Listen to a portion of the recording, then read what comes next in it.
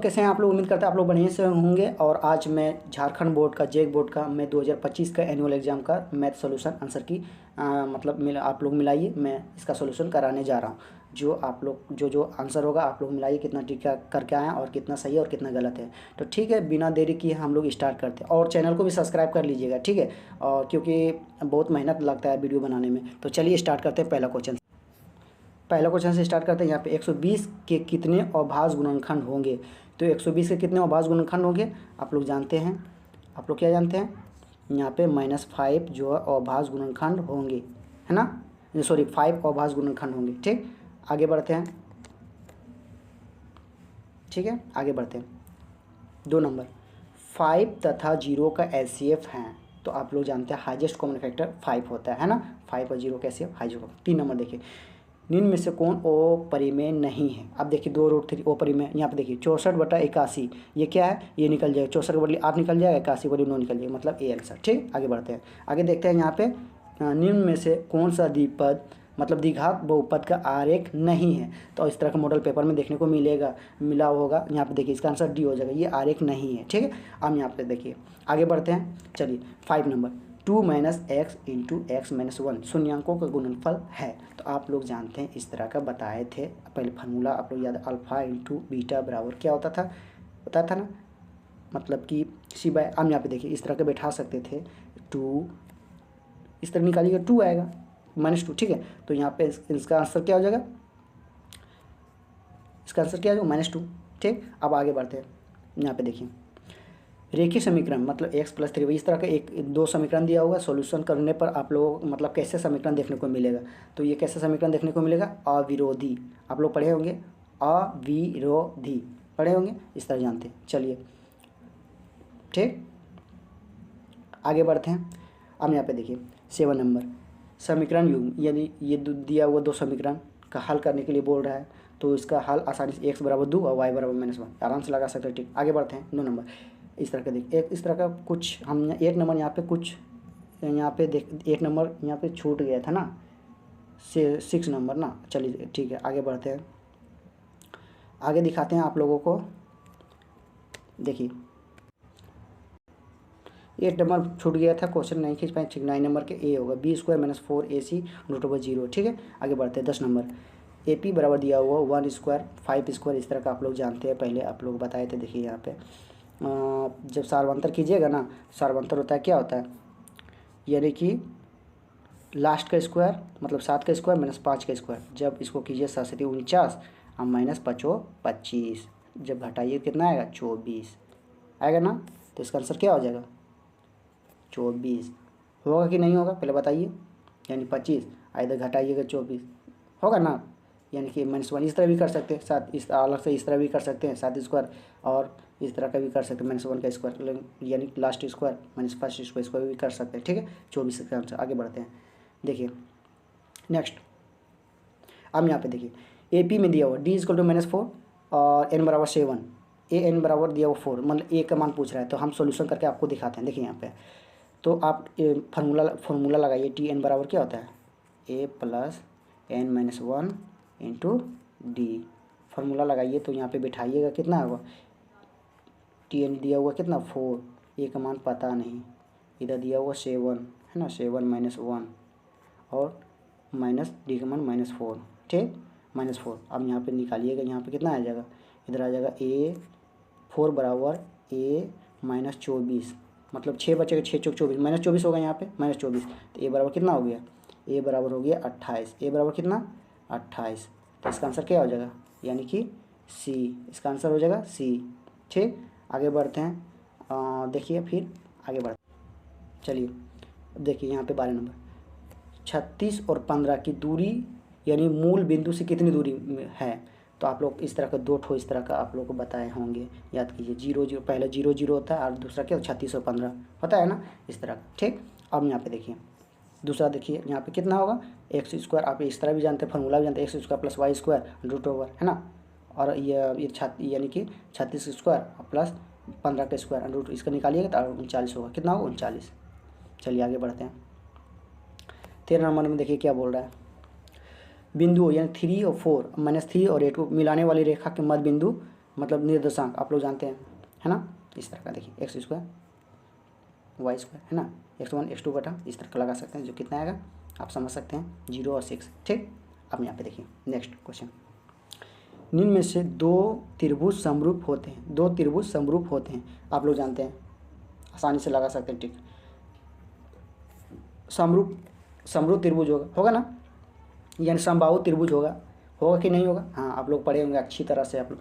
और सब्सक्राइब नहीं किए तो चैनल को सब्सक्राइब कर लीजिए, बहुत मेहनत लगता है भाई वीडियो बनाने में।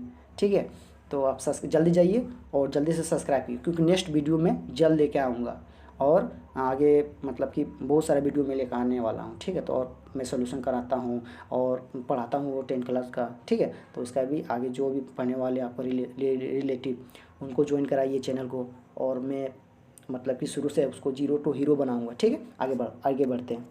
चलिए आगे नेक्स्ट है 15 नंबर। देखिए आकृति बराबर मतलब डी ई, इस तरह का देखिए, इसका आंसर तो डी होगा, लेकिन कैसे आएगा हम बताते हैं।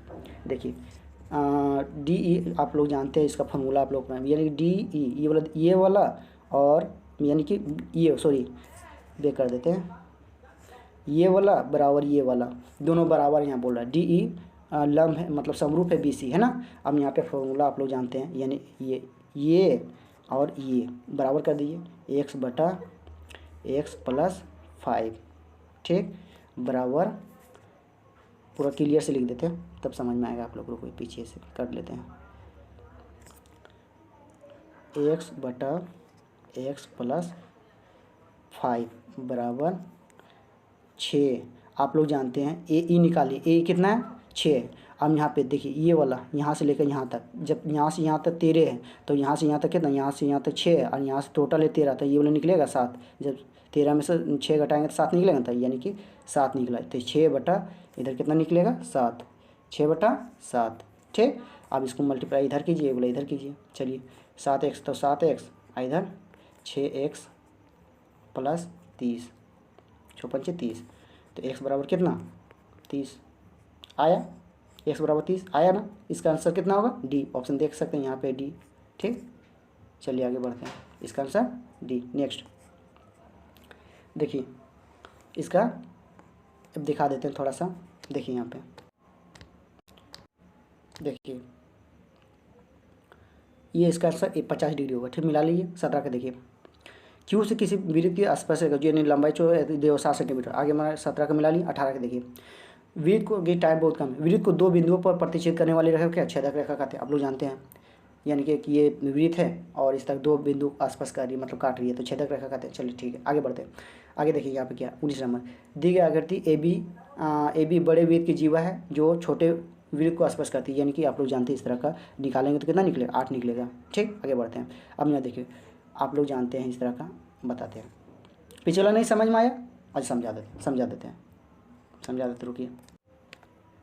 देखिए यहाँ पे ए बी बड़े वृत्त की जीवा है, ठीक, और छोटे वृत्त को स्पर्श करती है, तो जीवा ए बी की लंबाई, ए बी पूछ रहा है, यानी कि यहाँ से लेकर यहाँ की लंबाई पूछ रहा है टोटल। आप लोग जानते हैं 3 4 और मतलब 3 4 5 होता है ना, 3 4 5। एक चीज़ आप लोगों को बता देते हैं, आप लोग जानते हैं 3 ये वाला 4 होता है, यहाँ पे 4 और ये वाला 5 होता है, जानते हैं ना। 3 4 और 5 ट्रिपलेट होता है ना, इस तरह का 3 4 5, ये 3 हो गया, ये 5 हो गया, ये 4 हो गया। तो यहाँ पे जानते हैं आधा यहाँ से लेकर यहाँ तक 4, तो आधा यहाँ से यहाँ 4 नहीं होगा, तो टोटल यहाँ से लेकर यहाँ तक पूछा कितना होगा, तो कितना होगा 8 होगा। दिमाग में आ गया ना। चलिए आगे बढ़ते हैं। चलिए नेक्स्ट देखिए आप लोगों को बताते हैं नेक्स्ट में, लेकिन चैनल को आप सब्सक्राइब कर लीजिए। ठीक है, चैनल को सब्सक्राइब कीजिएगा, तभी हम लोग को मोटिवेट मिलेगा और आगे फिर बताएंगे आप लोगों को। ठीक, आगे बढ़ते हैं।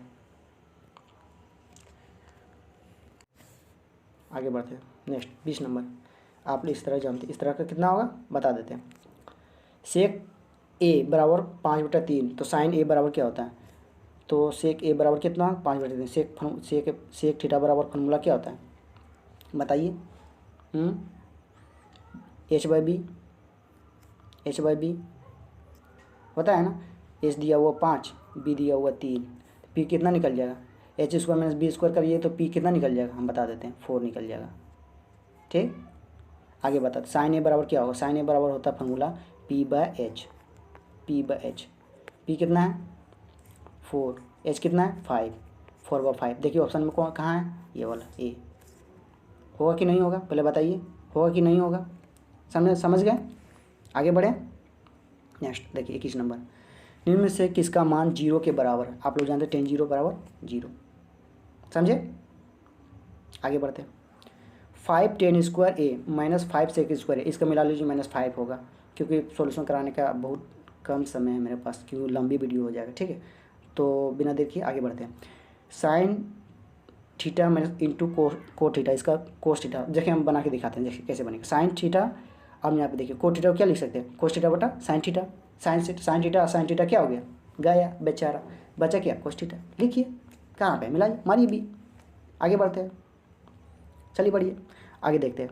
यहाँ पे देखिए इस दिया हुआ एक मीनार की 100 मीटर की दूरी मतलब स्थिर बिंदु पर मीनार का उन्नयन कोण 60 डिग्री है, तो मीनार की ऊंचाई क्या होगी, आप लोग जानते हैं, इसका ए आंसर होगा 100√3, क्योंकि बनाएंगे बहुत लंबा मतलब कि चला जाएगा ये वीडियो, ठीक है। सॉल्यूशन तो मतलब बेसिक से पढ़िए, में हम पढ़ाते हैं, ठीक है। अब देखिए ये किसका कितना होगा, थीटा बटे, यानी थीटा बटे 360 2 इस तरह जानते हैं ना, यानी कि आप लोग सॉरी थीटा बटा 360 और इंटू 2πr ये फॉर्मूला होता है। हाँ चाप की त्रिज्या आप लोग जानते हैं ना। चलिए ठीक आगे बढ़ते हैं। सी आप देखिए त्रिखंड का क्षेत्रफल कितना होगा 132/7, ये दिया हुआ तो 6 सेंटीमीटर। आगे बढ़ते हैं। अब यहाँ पे देखिए ये वाला 27 नंबर देखिए, यानी व्यास दिया हुआ वो 1.4, ऊंचाई दिया 2.4, ठीक। ऊंचाई की इसी वजह तो 5.5 इसका आंसर होगा, मिला लिए बहुत लंबा बनेगा ये वाला। एक ठोस घनाभ के आकार की त्रिज्या इतना दिया हो, ठीक। ठोस का आयतन, चलिए ठीक आगे बढ़ते हैं। अब यहाँ देखिए प्रथम 10 अवभाज्य संख्या को माध्यिका कितना होगा बताइए, होगा ना 12। चलिए ठीक आगे बढ़ते हैं। अब यहाँ देखिए निम्न में से कौन सी संख्या किसी घटना की प्रायिकता नहीं हो सकती। तो आप लोग जानते हैं प्रायिकता PE बराबर होता है, यानी कि 0 हो या 0 के बराबर हो, है ना। 0 आप यहाँ पे देखो 0 से छोटा, यहाँ 0 1 हो या 1 के बराबर बड़ा हो, मतलब इस तरफ होने से क्या कितना होगा -1 यानी -1.5 होगा। चलिए ठीक है आगे बढ़ते हैं, ठीक है आगे बढ़ें।